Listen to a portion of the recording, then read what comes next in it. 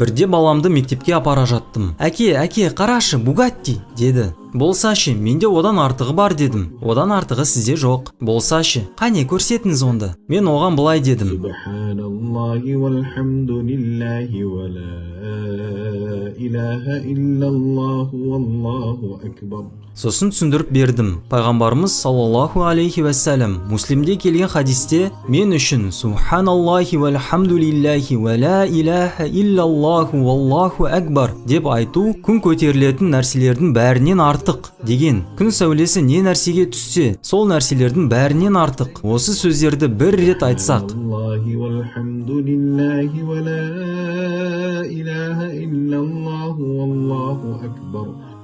Әлемдегі ең үздік көліктер, үздік ұшақтар, алтын, мұнай, жауһар, әлемде қандай байлық бар, олардың барлығынан артық нәрсе сізде бар деген сөз.